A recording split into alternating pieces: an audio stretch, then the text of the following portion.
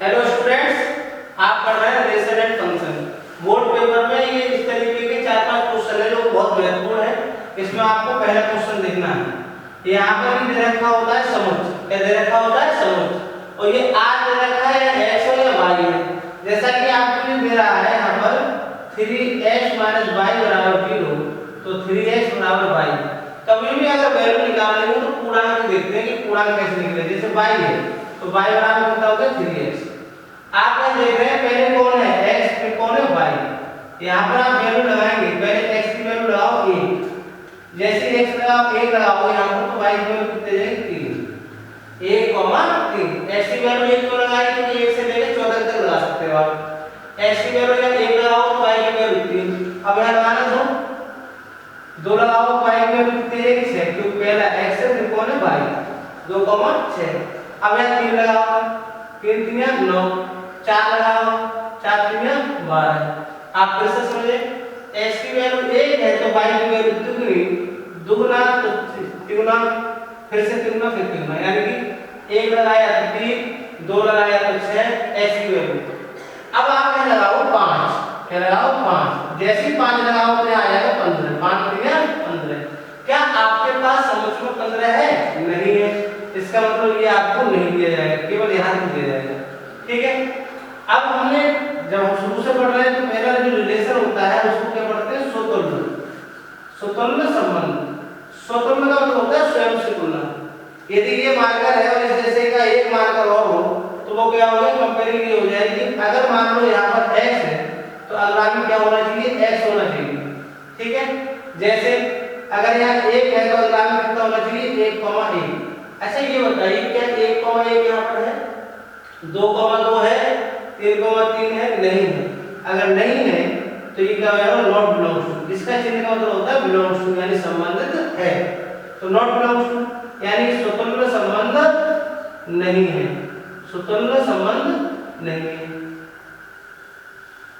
हो सकता है आपको समझ में आया हो, फिर से बोल रहे, स्वतंत्र का मतलब होगा अगर x है तो x की जगह y है तो y होगा। दूसरा संबंध जो होता है उसको बोलते हैं सममित, सममित संबंध। सममित समान मित माप, अगर समान माप है तो कैसा होगा, सममित, यानी कि अगर x, y है, इसको उल्टा कर दो। अगर मान लो ये है, एक इधर है और एक इधर है तो ये एक दूसरे का उल्टा हो सकता है, तो उल्टा करो तो है y, x। जैसे यहाँ पर 1, 3 है तो ये गारंटी है 1, 3 तो है, इसके बाद में ये कितना होना चाहिए, 3, 1 होना चाहिए। 1, 3 तो है लेकिन 3, 1 है, 3, 1 है नहीं है। तो आप यहाँ देख रहे हैं कि ऊपर समझ में आ गया हो। एक बार और बात कर रहे हैं, x, y, पहले x की वैल्यू लगाओ, y की वैल्यू प्राप्त होगी, फिर लगाओ प्राप्त हो जाएगी, स्वतंत्र संबंध हो गया। अगर यहाँ पर संबंध की बात करेंगे तो यहाँ पर आप भी इतना मिटा दे रहे हैं जो समझ में आ गया होगा।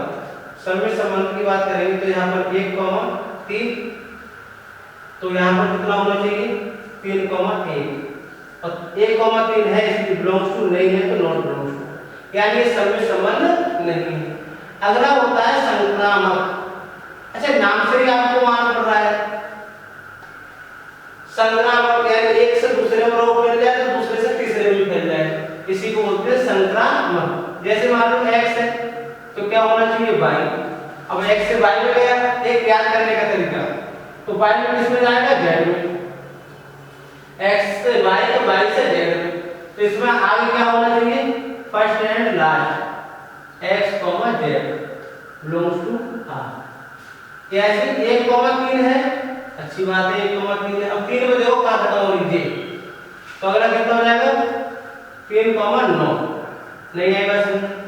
अगर x, y है तो इसका मतलब 1, 3 है, 3 पे एंड हुआ तो 3 से शुरू का हो रहा है यार, 3, कितना है 9, तो ये भी वही है इसमें है, लेकिन फर्स्ट ये है लास्ट ये 1, 9।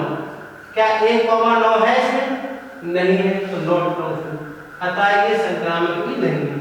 एक क्वेश्चन आपको जो हुआ है इसी तरीके से आपको अन्य क्वेश्चन भी बताया जाएगा। जय हिंद, जय भारत।